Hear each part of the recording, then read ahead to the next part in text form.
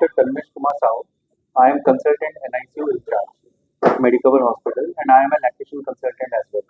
So basically मैं deal करता हूँ प्रीमैच्योर बच्चे और एनी सिक बेबीज जो डिलीवरी के बाद तुरंत उनको आईसीयू की जरूरत पड़ती है. So I take care of these tiny premature babies. So basically we have all gathered here for this prematurity week celebration. That is on day 17th of November. Every year we celebrate this prematurity day. So coming to that, for I would like Dr. Kalpana to introduce. नमस्कार, मैं doctor Kalpana Gupta, senior गायनेक consultant, high risk pregnancy expert. हमारा सारा ये conference करने का आज मुद्दा यही था. एक तो प्रीमेच्योरिटी डे है, प्लस हमारे लास्ट 1 ईयर के एडमिशन्स के बारे में डिस्कस करना कि हमारे पास प्रीमेच्योर कितने बच्चे आए हैं, आउट ऑफ विच कितने अच्छे गए हैं बनके, maximum could reach the maximum maturity और अच्छी कंडीशंस में गए. तो हमारा औचित्य आज यही है डिस्कस करने का कि आप लोगों को ये बताया जाए. हमारे हॉस्पिटल में हम मैक्सिमम हाई रिस्क बेबीज ले रहे हैं, जिसमें मात्रा सबसे लोएस्ट वेट कितना रहा है doctor? Almost 900 grams was the lowest weight. तो सबसे कम बच्चा 900 ग्राम्स का रहा है. और सबसे कॉम्प्लिकेटेड बच्चा जो हमारे पास आया था डॉक्टर, वो कौन सा रहा है? There was a baby है जिसको सीवियर पल्मोनरी हेमरेज हुआ था, लंग हेमरेज. ऑलमोस्ट हम मोर्टेलिटी देखें तो इन केसेस में 100 में से शायद 5 या 10% बच्चे ही सर्वाइव कर पाते हैं. तो out of that continuous efforts from our staff, from doctors, from nurses all around at this hospital, हमने उनके सर्वाइवल 5 डेज में ऑलमोस्ट वेंटिलेटर से निकल गया. On 7th day baby was discharge and baby is doing well. Neurologically अभी perfectly fine है. There are no signs that baby has any brain problems in the following up. So baby is doing perfectly fine. बहुत ही अच्छा जा रहा है बच्चा. Follow up में आते हैं तो हम उसको एक्सेस करते हैं. तो इसका मतलब ये है कि जो हमारे पास डिलीवर होते हैं हाई रिस्क, ये प्रीमेच्योर, हम उनको वहीं तक नहीं छोड़ सकते डिस्चार्ज तक. हम उसे कंटिन्यूसली फॉलो अप करते हैं, क्योंकि आगे चल के लाइफ में बहुत सारे कॉम्प्लिकेशन हो सकते हैं जो एज ए न्यूनेटोलॉजिस्ट जानते हैं मोर, और उसको वो कवर करते हैं ताकि लाइफ लॉन्ग उनको एक स्टेबल, एक मॉर्बिड फ्री लाइफ मिले. वहीं एज एन ऑब्स्टेट्रिशियन मेरा ये काम होता है, जैसे ही मेरे पास वॉक इन आए पेशेंट पहली बार दिखाने के लिए, तो मैं उसको लेबल कर सकूं ये हाई रिस्क क्राइटेरिया है कि नहीं, कि या ये लो रिस्क क्राइटेरिया है. तो मेरा जो एक्सपीरियंस है इतने सालों का काम करने का, Gangaram hospital, Wadia hospital, KM, इन सबसे यही सीखा है कि आते ही पेशेंट को एक low risk high risk category में हम डिवाइड कर देते हैं. As a result of which हमें ये 9 महीने कैसे पालना है हाई रिस्क पेशेंट्स को, ये हम डिसाइड कर सकते हैं टाइम एंड अगेन. जैसे फीटल मेडिसिन एक्सपर्ट हो गया, इंटरवेंशनल रेडियोलॉजिस्ट हो गया, इन सब की सहायता से हम इनको 9 मंथ्स तक पहुंचा पाते हैं कि नहीं, ये पहुंचाना मेरा काम है. इसके बाद में जो भी प्रीमेच्योरिटी कॉम्प्लिकेशंस है वो सब न्यूनेटोलॉजिस्ट को डील करना पड़ता है. तो मेरा मेन मुद्दा ये होता है कि मैं मिनिमम कम से कम मेच्योरिटी, इसका मतलब ज़्यादा से ज़्यादा मेच्योरिटी करके दें, मैक्सिमम वेट के साथ में दें. लेकिन हर एक मदर के साथ ये पॉसिबल नहीं है, तो इनको आइडेंटिफाई करना बहुत ज़्यादा ज़रूरी है. आइडेंटिफाई हम कर लेते हैं किसी दिक्कत को, तो उसको डील करना और भी आसान हो जाता है. क्यों? क्योंकि हम पेशेंट्स के पेरेंट्स, मतलब होने वाले पेरेंट्स को अच्छी तरह से प्राइम कर सकते हैं आने वाली दिक्कतों के लिए, ताकि वो मेंटली प्रिपेयर्ड रहे. इंसान जब तक अपनी परेशानियों के लिए प्रिपेयर्ड नहीं रहता, वो एक्सेप्ट नहीं कर पाता और उस ट्रीटमेंट को भी नहीं समझ पाता. तो ये एक्सेप्टेंस होने के लिए पहले आइडेंटिफिकेशन बहुत ज़रूरी है. तो वो मेरा एक इम्पॉर्टेंट काम होता है. उसके बाद में प्लान ऑफ डिलीवरी होती है. उसके बाद में एक नर्सरी केयर होता है, which is again a very important aspect जब हम हाई रिस्क प्रेगनेंसीज की बात करते हैं. So coming to our hospital statistics, हमने लास्ट 1 ईयर में कैसे रिस्पॉन्ड किया है to all this emergencies is that हमको almost around 160 to 170 deliveries we have attended. I mean NICU admissions 170 NICU admissions हुए हैं, जिनमें कि 80% of the bunch were preterms. Premature मतलब जिन्होंने less than 37 weeks of gestation से जो babies deliver होते हैं उनको हम प्री मैच्योर बोलते हैं. सो वैसे प्री मैच्योरिटी को भी हम वापस भी सब डिवाइड, जैसे लेट प्री मैच्योरिटी होती है जो 34 to 36 वीक्स तक बोलते हैं, वेरी प्री मैच्योर बोलते हैं जो कि ऑलमोस्ट मॉडरेट प्री मैच्योर रहते हैं उनको 32 to 34, और जो सबसे कम रहते हैं 28 वीक्स ऑलमोस्ट 6 मंथ्स 7 मंथ से बिफोर होते हैं उनको एक्सट्रीम प्री मैच्योरिटी बोलते हैं. तो जितना प्री मैच्योरिटी का लेवल बढ़ेगा तो उतने कॉम्प्लिकेशंस एंड मॉर्बिडिटी और ज्यादा बढ़ेंगे. So it was almost 80% of the bunch were premature and mortality was 0 and survival was 100%, and even those babies at 10 months and 1 year of age are perfectly as per to their peer groups. जो उनके group के developmental milestones जितने होने चाहिए सब they are going very perfectly fine. And as of now जैसे there are 2 targets हमको deliver करनी रहती है व्हेन मदर सिक, जैसे मैम ने बोला हाई रिस्क डिलीवरी होती है। फर्स्ट थिंग, इमीडिएट टारगेट रहता है सर्वाइवल, बच्चे को हमको बचाना है। Second thing is with intact survival. But इस इंटैक्ट सर्वाइवल का मतलब है बच्चा न्यूरो डेवलपमेंटली नॉर्मल है। ऐसा ना हो कि बच्चे के साथ काफी कुछ हो गया एनआईसीयू में, बच्चा बच तो गया लेकिन उसको बाद में जाके काफी दिक्कतें आई, उसकी मॉर्बिडिटी बढ़ गई, उनके पेरेंट्स के लिए, सोसाइटी के लिए एक बड़ा सा स्टिग्मा बन गया वो, काफी बार उनको हॉस्पिटल। ऐसा इंटैक्ट सर्वाइवल आजकल सभी टारगेट्स रहते हैं। और ये इंटैक्ट सर्वाइवल एंड मॉनिटरिंग और ये प्री मेच्योर बर्थ्स को डिलीवरी, प्री मेच्योर डिलीवरी हो गई या प्री मेच्योर बच्चे जो एनआईसीयू में आते हैं, प्री मेच्योरिटी का प्रिवेंशन जो कहते हैं, how to prevent it. So it usually starts even before delivery, even before the mother thinks that I am going to get pregnant. So before conception से ही ये चीजें चालू होनी चाहिए। So it's good that कि हम पूरी चीजें जैसे एक्सेस करना चाहिए। मैम ने बताया हाई रिस्क, लो रिस्क, उनको कितने फ्रिक्वेंटली फॉलो अप करना है। तो basically point is for any prematurity whenever it comes that prevention करना है प्रीमैच्योरिटी को। तो ये प्रिवेंशन डिलीवरी के बाद नहीं होती, just before the thought that mother मतलब थिंक सोचती है कि I am getting pregnant. So there are many things that can prevent prematurity that starts from the antenatal period. इस चीज को मैं फर्दर कंटिन्यू करना चाहूंगी, जिसको हम बोलते हैं और इंसिस्ट करते हैं आजकल, specially in the corporate world में, बिकॉज वहाँ पर late marriages, late pregnancies plan हो रही है।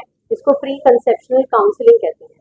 इसका मतलब जब आपके मन में आए या विचार आए, आप सोच रहे हैं प्रेगनेंसी के लिए, please come and visit us, क्योंकि उस पैनल में हम बहुत सारे इन्फेक्शन, आपके हाई रिस्क क्राइटेरियाज और आपकी चांसेस ऑफ प्रीमेच्योरिटी को काफी हद तक हम रूल आउट करते हैं। इन द मीनवाइल आपकी फर्टिलिटी कैसी है, कितना समय है आपके पास कि आप अपनी प्रेगनेंसी प्लान करें, इस बारे में डिस्कस कर सकते हैं। जैसे ही आप प्रेग्नेंट होते हैं, आप किस कैटेगरी में फॉल करेंगे, फिर हम आपको उसमें लेबल करके उसके हिसाब से ट्रीटमेंट स्ट्रैटेजीज प्लान कर सकते हैं। हमारे यहाँ पर मल्टी स्पेशलिटी हॉस्पिटल होने की वजह से जितने भी हाई रिस्क फैक्टर्स हैं, जैसे कि हमारे पास इन्फेक्शन से शुरू होता है, फिर उसके बाद में it could be neurological problem, past कोई एपिलेप्सी, झटके की बीमारी हो बचपन में, या फिर कोई फैमिली हिस्ट्री, या प्रेजेंटली आपको डायबिटीज, ब्लड प्रेशर, थायराइड, या फिर सर्जिकली आपको किसी चीज की क्योर किया गया हो, जैसे मायोमेक्टमी ऑपरेशन बड़ा होता है, बच्चेदानी का कोई ऑपरेशन हो, तो इन सबको हम हाई रिस्क फैक्टर्स में मोटा मोटी डालते हैं। और सबसे इम्पोर्टेंट क्राइटेरिया जो आजकल इम्पोर्टेंट है वो है एज। पहले हम कहते थे 35 के ऊपर एक एज क्राइटेरिया, जिसको एल्डरली प्राइमी कहते थे, लेकिन आजकल इस एज क्राइटेरिया को कट शॉर्ट करके लेसर देन 30 ईयर्स कर दिया है।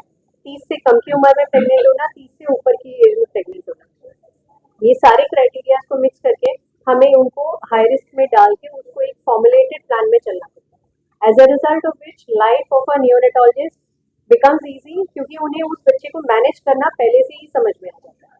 तो इसीलिए हम अर्ज करते हैं सभी को, जो विलिंग पेरेंट्स है, जो बनना चाहते हैं, they should come up first, ताकि हम आपको इवेलुएट कर सकें और आपकी इस प्रीमेच्योरिटी को खत्म कर सकें। Second important factor of prematurity of course is ART, artificially reproductive techniques which are used for pregnancy, जिसमें बहुत कुछ इंक्लूडेड है, खाली अंडे बनाना, IUI करना, IVF करना। As a result of which twin pregnancy के चांसेस बहुत ज्यादा बढ़ जाते हैं। जैसे ही हम ट्विंस की बात करते हैं, खुशी का माहौल भी होता है, 2 बच्चे एक साथ हो जाएं, लेकिन उसके साथ में बहुत सारे चैलेंजेस आते हैं। इसमें सबसे इम्पोर्टेंट प्रीमेच्योरिटी, जल्दी डिलीवरी, क्योंकि एक औरत का शरीर एक सिंगल प्रेगनेंसी के लिए बना हुआ है। जब उसमें ट्विंस बैठते हैं तो ऑब्वियसली जगह की कमी, बच्चे के लिए ऑक्सीजन, एनवायरनमेंट की कमी, न्यूट्रिशन की कमी, इसलिए कुदरती तौर पे प्रीमेच्योर जल्दी डिलीवरी होती है। As a result of which उसके वजह से बाकी के चैलेंजेस बढ़ जाते हैं। तो हमें वो सब कॉन्ट्रैक्ट करना है, क्योंकि आजकल आधुनिकता बढ़ रही है, तो इस बारे में बात करना भी बहुत जरूरी है। लेकिन coming back to this point कि प्रीमेच्योरिटी को पहले आइडेंटिफाई करना, और ताकि उसके प्रिवेंशन मेथड में हम ऑलरेडी एनरोल करें, वो ज्यादा बेटर कंसिडर करें। तो जैसे मैम ने बताया कि prevention is very important. So now coming to the theme, हमने 17 November is the world prematurity day. In fact ये वीक को हम सेलिब्रेट करते हैं world prematurity week. Basically the theme of this year's 2024 is that 13 million babies are born too soon. Too soon means premature, before 37 weeks, and access to quality care everywhere. So the last year का theme था कि mother को छाती से लगा के रखना है बच्चे को, स्किन टू स्किन कॉन्टैक्ट। उससे पहले था कि जैसे ही मदर बेबी डिलीवर होते हैं, जीरो सेपरेशन, अलग नहीं करना है, बच्चे को मम्मी के पास ही रखना है, स्टेबल है तो। सो कमिंग टू थीम, अभी इस बार का थीम है कि access to quality care. For example, हम इंडिया का ही बात कर लेते हैं, LMIC it's a low middle income country. So यहाँ पे कोई फ्रेंड, आपका कोई फ्रेंड है मान लो, उसने बताया कि मेरा प्रीमेच्योर, डॉक्टर ने बताया कि बच्चे की प्रीमेच्योरिटी हो सकती है, NICU लग सकता है। तो आप क्या डिसाइड करते हो उसके बाद? आप ढूंढने लग जाते हो कहाँ बेस्ट NICU है, किस जगह में NICU का परफॉर्मेंस अच्छा है, कहाँ बेस्ट NICU है। वही चीज को इन्होंने नेगेट किया है, बोला है कि that care of NICU should be same and quality access सबको मिलनी चाहिए हर जगह, दैट केयर, बिकॉज जो बेसिक केयर सबको मिलनी चाहिए। So it doesn't depend when, where and how the baby is born premature, but they should have a universal access to standard quality care everywhere, in every setup उनको मिलना चाहिए basic care. And if we see, कई सारे global challenges हैं ये preterm के। It's not that हमको 13.4 million to be exact, and अभी जब तक हमने बात कर चुके हैं 10 मिनट, शायद और ऑलमोस्ट 110,000 प्रीटर्म बॉर्न भी हो गए होंगे। So this is how the burden of prematurity is. अभी बर्डन क्या है कि एक, जैसे मैंने बताया, short term and long term में बच्चों को फॉलो अप करना, उनके ग्रोथ, डेवलपमेंट, डिसेबिलिटी को एक्सेस करना, एंड शॉर्ट टर्म में NICU में जब बच्चे रहते हैं, because see premature baby is a baby inside mother. अगर फीटस रहता है ना, तो माँ के पेट के अंदर रहता है, माँ के पेट के अंदर इससे कंप्लीट सेफ्टी एनवायरमेंट, ना तो उनको आवाज का डर है, ना लाइट का, इतना सेफ एनवायरमेंट से जब बच्चा प्रीमेच्योरली निकल जाता है, वही सेम एनवायरमेंट हमको रेप्लिकेट करने में प्रॉब्लम हो जाती है। अभी NICU में घुस गया बच्चा, NICU में लाइट्स हैं, अलार्म्स बजते हैं, पल्स ऑक्सीमीटर का साउंड, नर्सेस की आवाज, डॉक्टर की आवाज, ये आवाज बच्चा रेडी नहीं है वो सब सुनने के लिए। बच्चा माँ के पेट में था, बहुत ही अच्छा था, but due to some issues बच्चे को निकालना पड़ा। तो उसी को हम कहते हैं developmental supportive care. So in premature, apart from medication, injection and treatment, उनको हम ऐसा एनवायरमेंट दें जैसे कि वो माँ के पेट के अंदर की एनवायरमेंट को रेप्लिकेट कर सके। टिपिकल रेप्लिकेशन तो होगी नहीं, बट एटलीस्ट सिमिलर एनवायरमेंट कर सके। सो this is helpful for the babies mental development. ऐसा नहीं कि कई बच्चे को फीवर है तो हमने एंटीबायोटिक्स दे दिए, सांस का प्रॉब्लम है ऑक्सीजन दे दिया, ऐसा नहीं है। Each and every behaviour of the child is important. बच्चा कब क्या बिहेव कर रहा है, बिकॉज बेबीज वॉन्ट से यू, वो आपको बताएंगे नहीं मेरा प्रॉब्लम ये है, आपको खुद ही आइडेंटिफाई करना है, खुद ही ट्रीट करना है, and that is how a combined team works. And जो कि हमारे हॉस्पिटल में इवन मेनी मोर NICUs में ये होते हैं, that is a combined effort of all everyone that saves A baby from that NICU। कभी कभी जर्नी 1 महीने, 2 महीने, 3 महीने की भी जर्नी रहती है। सो वो transition is very important, and because वो चैलेंज बन जाती है ना। So this is how it works. And अभी एक्सेस हर जगह, हर हॉस्पिटल में एटलीस्ट बेसिक चीजें होनी चाहिए, train staff. So I actually I just tell you some statistics from the national family health statistics. This is NFHS 5 जो कि 2021 में हुआ था। I just focus you some statistics. So the point is, mother who had an antenatal checkup in the first trimester, पहले 12 weeks में कि कितने percentage mother's जो इंडिया में प्रेग्नेंट हुए थे उन्होंने एटलीस्ट एक चेकअप किया, तो उसमें है 70% किया है। Last year it was 58%। सो एक साल में वो इम्प्रूव हुआ है, लोगों को अवेयरनेस मिला है कि नहीं, हमको जब हम प्रेग्नेंट होते हैं we need to checkup. Next statistics which I want to say is, जब बच्चा डिलीवर होता है, mothers who receive postnatal care from a doctor, nurse और ए ट्रेन स्टाफ। कई ऐसे डिलीवरी गांव में होती हैं जहां पे डॉक्टर्स अवेलेबल नहीं होते, ट्रेन दाई, आंगनवाड़ी वर्कर्स आके उनको डिलीवर करते हैं। वो प्रॉपर केयर कभी कभी हो नहीं पाती है, बिकॉज आंगनवाड़ी वर्कर्स को कभी ट्रेनिंग भी, कई बार हर जगह they are not train. So ये भी परसेंटेज देखा जाए तो it is only 78%, that last year it was 62%। And the most common thing, अभी इंस्टीट्यूशनल बर्थ हो गए हैं 88% from last year 78%। So yes, this awareness जो हम वीक सेलिब्रेट कर रहे हैं, each year there is an improvement. So हम एक्सपेक्ट करते हैं कि नेक्स्ट ईयर ये स्टैटिस्टिक्स राइज होकर मोर देन 10% और हो जाए। सो आप जिस होल की बातें कर रहे हैं, that is called a PDA, और ए पैटर्न डक्टस आर्टरियोसिस।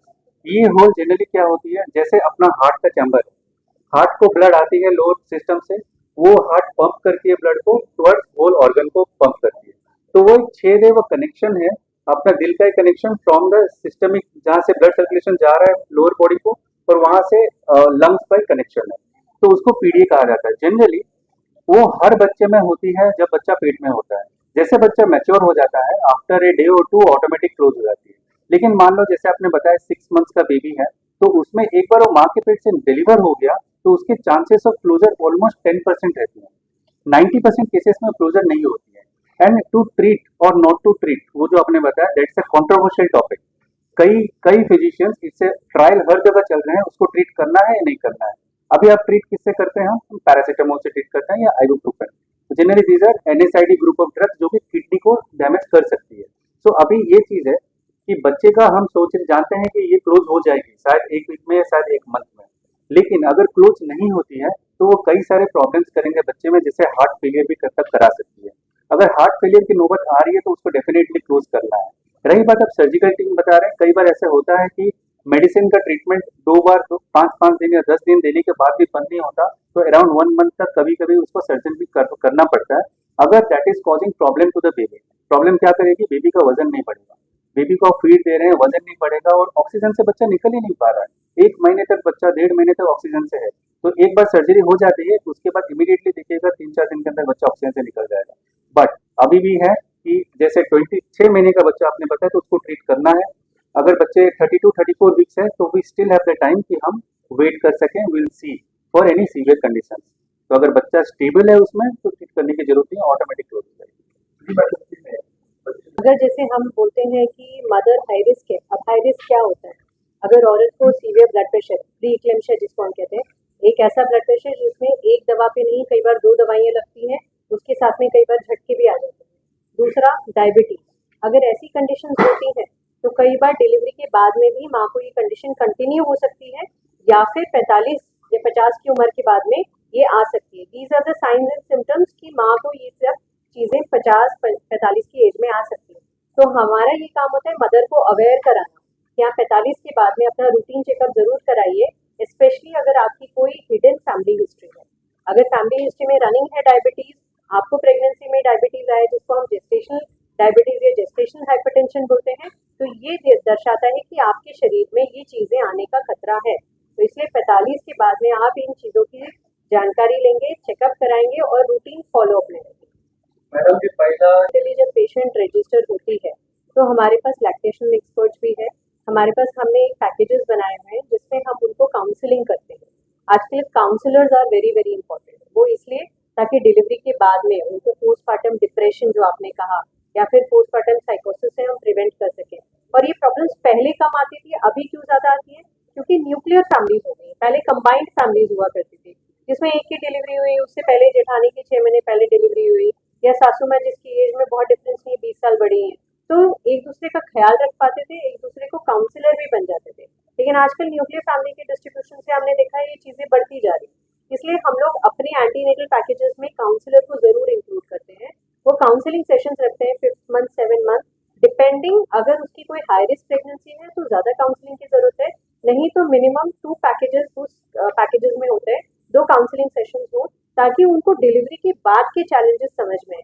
आप न्यूक्लियर फैमिली में हो, आपने किसी की डिलीवरी देखी नहीं, तो आपको पता ही नहीं कि आपको डिलीवरी के बाद में रात भर जगना पड़ेगा, बच्चे को दूध पिलाना पड़ेगा, दिन में उसके साथ सोना पड़ेगा। तो ये सारी चीजें काउंसलिंग के रूप में या माध्यम से हम उनको ट्रेन करते हैं। जिस दौरान वो 3 दिन या 2 दिन हमारे पास डिलीवरी के पास रहते हैं, तब भी हमारे पास ट्रेन स्टाफ है जो उनको ये सारी चीजें ट्रेनिंग के रूप में देते हैं।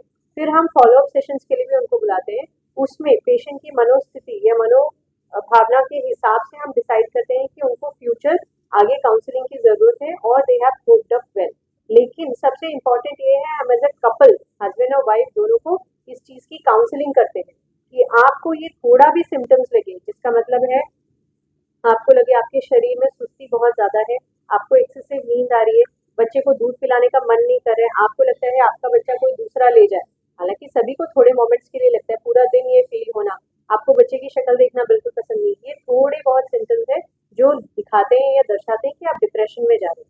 तो ऐसी चीजों से हम आगाज कराते हैं या समझाते हैं उनको, ऐसा कभी भी लगे तो एनी फेज ऑफ टाइम पे वो हमारे पास आ सकते हैं, ताकि राइट टाइम पे राइट ट्रीटमेंट मिलने से ये चीजों को हम कम्बैट कर सकते हैं। इसीलिए हमने, जैसे मैंने अपने टॉक में भी स्टार्ट में बताया कि प्री कंसेप्शनल काउंसलिंग मतलब प्रेगनेंसी प्लान करने से पहले आप हमारे पास आइए, क्योंकि आजकल जो खाना पीना लिविंग लाइफस्टाइल है जिसमें आप 8 से 10 घंटा कंप्यूटर के सामने बैठ के काम करते हैं, आपके फूड हैबिट्स में जंक फूड ज्यादा इन्वॉल्व हो गए हैं, कोल्ड ड्रिंक ज्यादा है, as a result of which जब आपका लाइफस्टाइल खराब हो जाता है तो आपका वजन ऑलरेडी बहुत ज्यादा होता है, आपके शरीर में डायबिटीज की टेंडेंसी, कोलेस्ट्रॉल बढ़ने की ये टेंडेंसीज ऑलरेडी हाई है।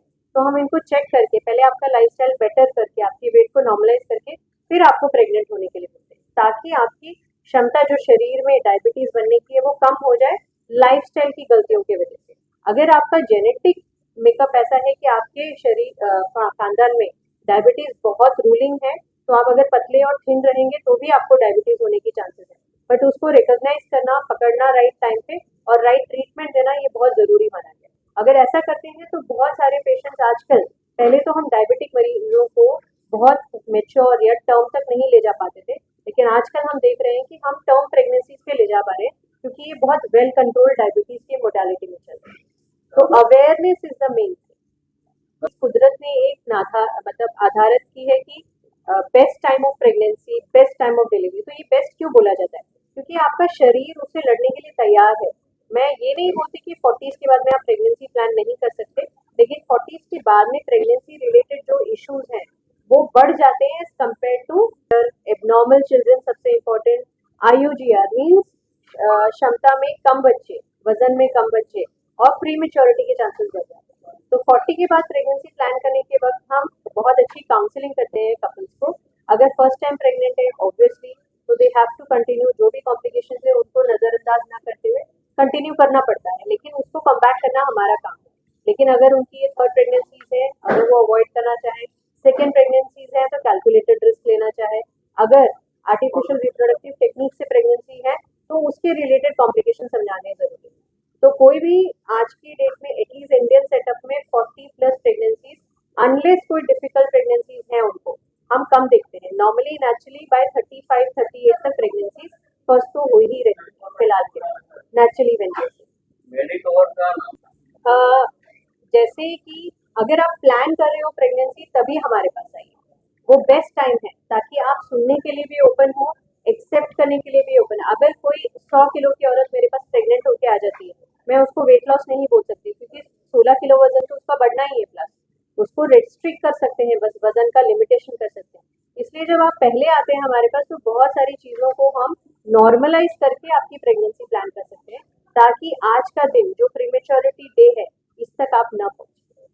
तो मेरा संदेश यही रहेगा, if planning for a pregnancy please come early, मतलब जल्दी आइए ताकि हम आपकी काउंसलिंग, आपके टेस्ट, सारी चीजों को एक कंबाइंड अप्रोच में आपके साथ में देख सके और आपको प्लान करके दे सके। 150-160 बेबीज एडमिशन हुए थे, ऑलमोस्ट 80% प्रीमेच्योर है, 80% प्रीमेच्योरिटी, सर्वाइवल 100% है। अलॉन्ग विद दैट जैसे मैंने इंटैक्ट सर्वाइवल की बात की, उनको 10 मंथ्स जैसे 9 मंथ्स हम फॉलो अप करते हैं, अभी तक वो दूसरे बच्चों की तरह नॉर्मल माइलस्टोन उनके चल रहे थे, परफेक्टली ब्रेन वाइज नॉर्मल। ये मेरे जहाँ तक मेरी बात आती है तो ऐसी माताएं हमारे पास आई हैं जिनको लिटरली बचाने की भी जरूरत है। तो ऐसी कंडीशन में हमने उनको पैसे नहीं पूछे हैं, ये नहीं पूछा आपके पास पॉलिसी है कि नहीं। यहाँ पर क्लियर पॉलिसी ये लोग फॉलो करते हैं, जिसके साक्षात्कार है doctor Mata Prasad, because he is the centre head. उसको ट्रीट करते हैं जिसमें एक टॉपिक्स होता है, PPH होता है, बच्चेदानी बचानी है, मरते हुए ब्लीडिंग के साथ माएँ आती है, तो हम उसमें क्वेश्चन नहीं करते पैसे के लिए। ऑफकोर्स सब कुछ बजट वगैरह दिया जाता है, लेकिन पहले उनको ट्रीट करना जरूरी है। तो मुझे ये छूट दी गई है सेंटर की तरफ से कि आप पहले बचाइए मरीज को, पैसे की सारी क्वेश्चनिंग कैसे डिटेल में देखना है, किस क्राइटेरिया में फिट करना है, वो डॉक्टर साहब देखते हैं।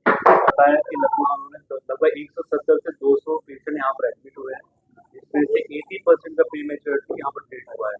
इसमें से अप्रोक्सीमेट 10 से 15% जो है जहाँ पर उनको फाइनेंशियल इश्यूज होते हैं, जब एडमिट करते हैं सब लोग या पैसे नहीं होते हैं, या तो ये ऐसे वाले जो बच्चे हैं प्रीमेच्योर, इनको लॉन्ग स्टे लगता है, तो वो 1 महीने 2 महीने, और उसको ICU का NICU का सपोर्ट लगता है, लगभग बड़ी बड़ी मेडिसिन चलती हैं, तो काफ़ी फाइनेंशियल इशूज रहते हैं। तो ऐसे लगभग कम से कम 10 से 15% बच्चों को हम लोगों ने फाइनेंशियल असिस्टेंस दिया है और इकोनॉमी बैकवर्ड को सपोर्ट किया है। और ये सब जो बच्चे हैं यहाँ से ठीक होके अच्छे से गए हैं, और अभी भी वो नाम देते हैं, टेस्टिंग देते हैं कि यहाँ पर ट्रीट होके अच्छे से। जैसे सर आपने कहा 10 एक और हॉस्पिटल के बारे में, कि जो सर ने अभी बताया कि ये जो 310 बेड का हॉस्पिटल है, इसके अंदर 10 बेड का NICU सेटअप है जो भी स्टेट ऑफ द आर्ट है, 12 बेड का PICU सेटअप है, पूरा टोटल 6 लोगों डॉक्टर की टीम है, जहाँ पर 3 गायनेकोलॉजिस्ट डॉक्टर है, डॉक्टर कल्पना गुप्ता यहाँ पे बैठे हुए, डॉक्टर अनुराग, डॉक्टर रोहिणी पर, हमारे जो न्यूरोलॉजिस्ट हैं, न्यूरोलॉजिस्ट डॉक्टर समीर साहू यहाँ पे बैठे हुए, इसके अलावा doctor we shall and doctor Sandeep Patil के हैं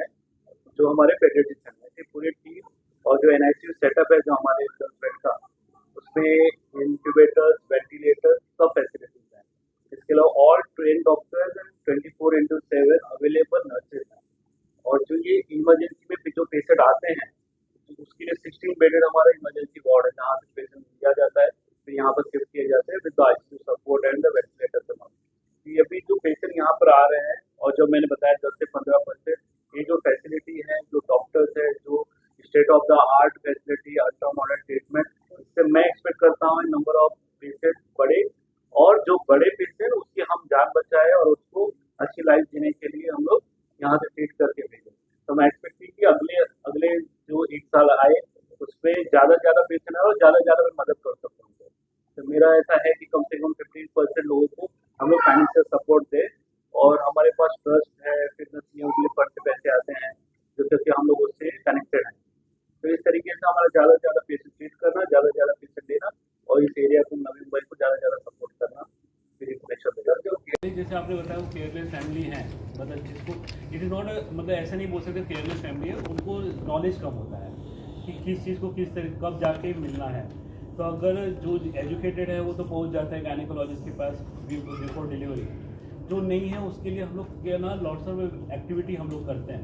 लगभग हर महीने में 60 से 80 मतलब 60 से 80 के आसपास का नेबरहुड कैंप करता है, जहाँ पर हमारा जो टीम है हेल्थ चेकअप टीम वो अलग अलग सोसाइटीज़ में, अलग अलग कम्युनिटीज़ में, अलग अलग कंपनीज़ में पहुँचते हैं मेरे टीम के साथ में, वहाँ पर अवेयरनेस देते हैं। जैसे ये प्री मैच्योरिटी डे है, आज भी हम लोगों ने ये अवेयरनेस प्लान ही रखा है आपके थ्रू, और बहुत से प्री मैच्योर बेबीज़ यहाँ पर आएंगे। तो हम लोग उस कम्युनिटी में पहुँचते हैं और उनको अवेयर करते हैं कि आप लोग आइए और यहाँ पर नॉलेज लेके अपने पेशेंट, अपने खुद को और अपने फैमिली को ट्रीट करिए। तो उनके लिए हम लोग ने अवेयरनेस प्लान उनकी जगह पे जाके देना स्टार्ट किया है।